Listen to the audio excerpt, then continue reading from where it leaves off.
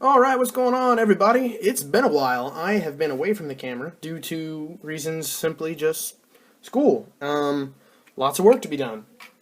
But that doesn't mean I haven't been collecting. Now, I will say with, school and a new car, which y'all know about, you've seen those videos, there has been a serious decrease in, I'm going to be honest, in interest in collecting Transformers and, budget to collect Transformers. However, I have been collecting some of the Age of Extinction figures because of the vehicle modes, because, let's see, we got the new Corvette, we got the Bugatti, we got the Aventador with Lockdown, just a bunch of really cool stuff.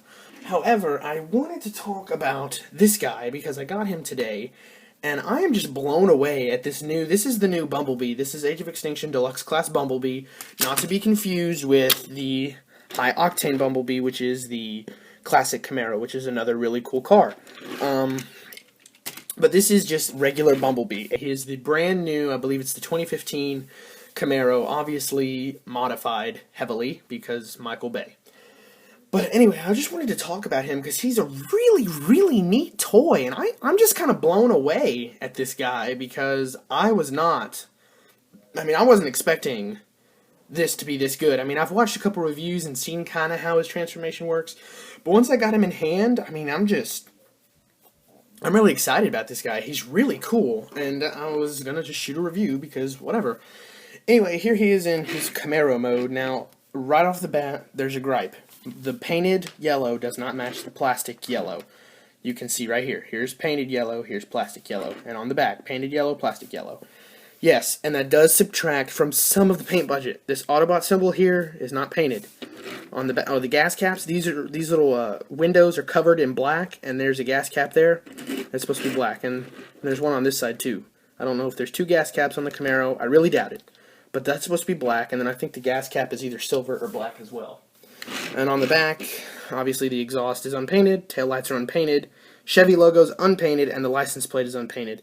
I do believe this rear diffuser is supposed to be black as well. But, whatever. The back of the car is pretty much just bland.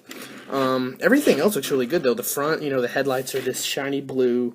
The Chevy symbol is black, but it has like a yellow trim around it. I don't know. Anyway, you see a lot of black. And the stripe detail on the top is just really nice. I really dig the single stripe. The wheels, I do believe, are supposed to be all black, so that's no big deal. And on the underside, you can see a little bit of robot junk, but that kind of comes down to just the head, the chest, and the arms. Everything else is kind of hidden, and you can see he has his two throwing star weapons underneath there as well, and they do peg in and kind of hold this whole rear chunk. They don't really hold it together single-handedly. They just kind of reinforce the connection in the back. They're not necessary, if that's what you're thinking. But anyway, he rolls, so that's good. And I'll go ahead and compare him. You already saw him with High Octane Bumblebee. And I'll start putting in some of these other really cool cars. There's the Corvette. And then the Bugatti. I'll move them all down. So there they all are together. You can kind of see the scale. Bumblebee is pretty comparable with Drift, who's the Bugatti. Crosshairs is a little bit big, and that was kind of a problem with his vehicle. But he does look really good with all of them. There's him in High Octane, and then him in Drift, and then him in Crosshairs. So they look really good together. And just for giggles, here he is with Evasion Mode Optimus Prime. Transformation is pretty simple. You pull these, well, actually it's not pretty simple. I usually say it's pretty simple just as a force of habit, but I'm going to correct myself this time and say that it is not. It is a very nice transformation. It reminds me a lot of the original movie trilogy, The Toys, because, this toy line is called Age of Extinction, and we're kind of going through an Age of Extinction in Transformers, and we're experiencing the loss of complex transformations. Obviously, I'm a little older. I like something that'll tease my brain. I want something that's involved, and that's what this guy is. So let's go ahead and get started. What you do first is, he breaks the mold, by the way. This is completely unlike any other Bumblebee transformation, any other that I've seen ever. So you start out, and you don't open the doors. You unpeg the doors, and the whole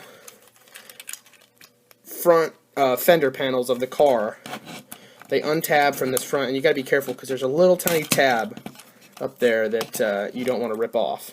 So now you've got, there you go, you pull the car apart like that. Then you come back here and you lift up the back, and this kind of bends, and then you take the roof of the car, and then you bring this whole assembly with the roof and the rear panel of the car, and you bring it all the way up, and you have to kind of wiggle it a little bit until it snaps, and it'll snap into place like that. So there, it's snapped into place, and now all this is kind of accordion folded up. Then you can kind of lift all of this back a little bit. Then what you want to do is go ahead and take care of the front. You want to take his chest, and it opens up a little bit. Then you take, make sure his head's out of the way, take this front piece of the car, and this comes down over his shoulders,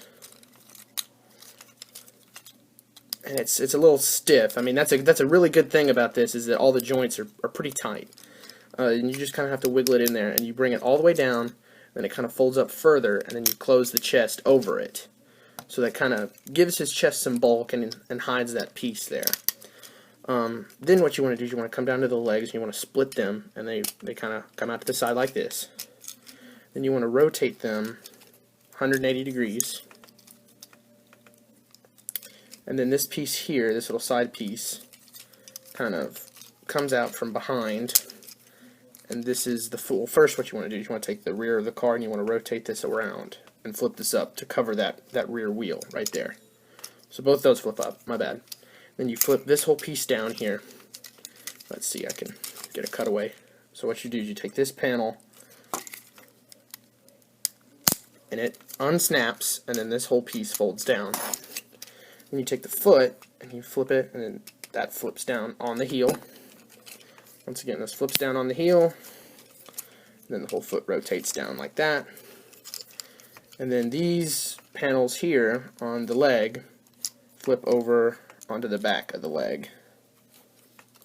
Then you can straighten his legs up, and you kind of have to stand him in an A stance because of the way the feet are.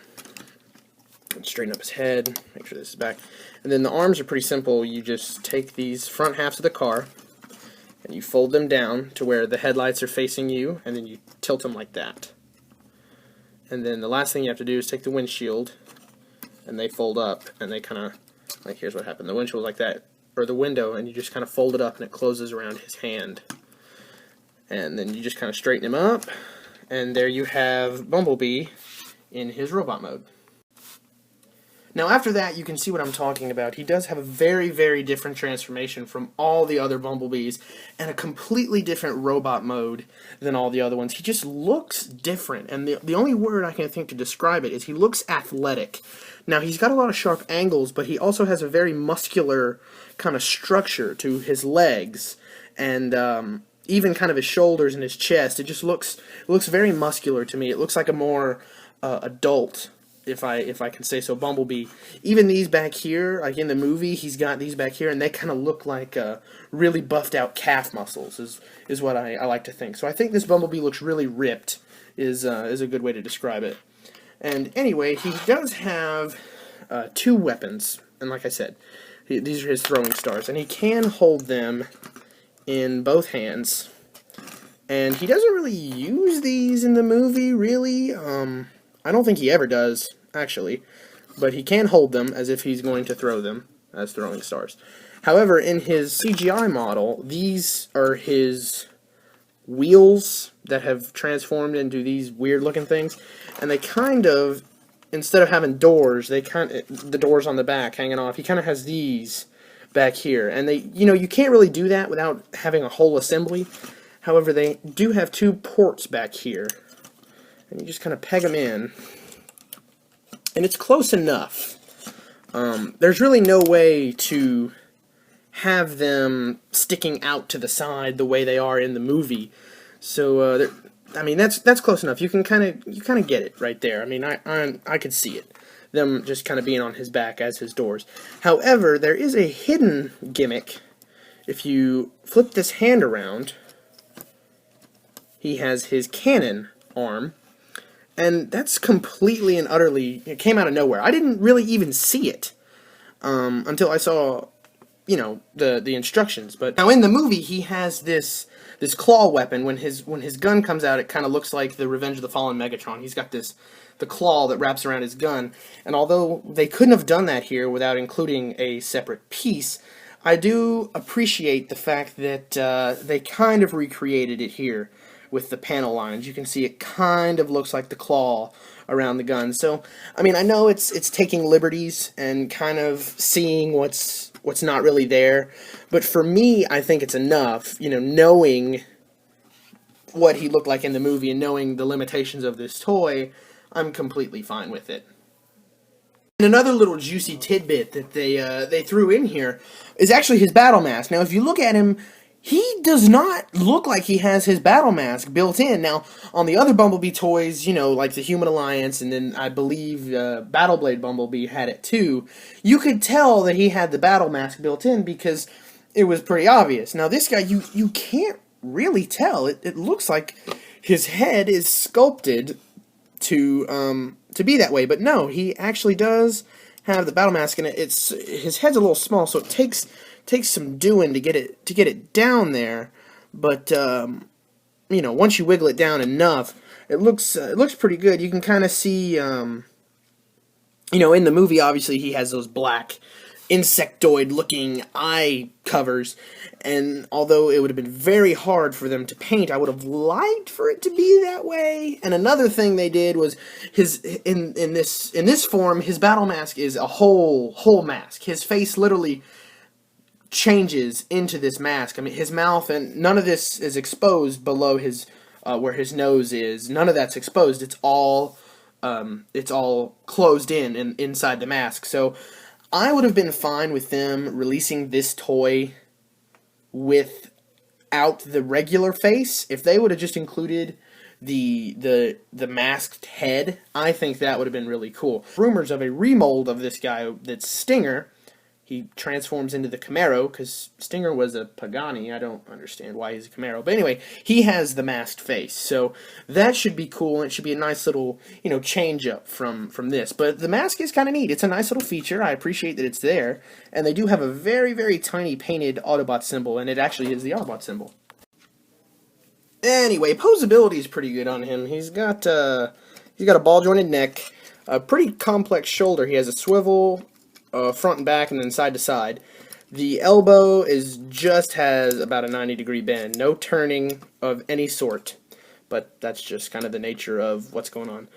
Legs are hinged, and not a ball joint, a ratcheted swivel out to the side that's really tight. Rotation, obviously, right there for transformation. A knee bend, and then you've got those 2 points of articulation down here at the foot. And that's about it. The reason I like this guy, and the reason I think he's so brilliant, is because he breaks the mold. He does something different, for Christ's sake.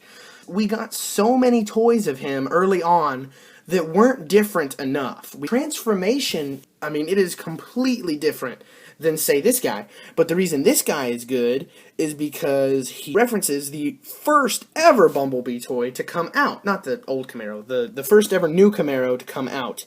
He references that transformation very good. I mean, he does it almost exactly. And he's an old 70s Camaro. So his value, he has a nostalgic value, and he has a really neat, different value, because no Bumblebee has ever been this old of a Camaro before. I mean, a classic. But this guy, his entire build is different. He has enough of the Bumblebee in there to recognize him off the bat. But it feels like they started from scratch. He looks different. He transforms different. He's just an overall really good toy. Like I said, the only thing, I'm going to go ahead and switch people in here. Here he is with Drift. So there they are.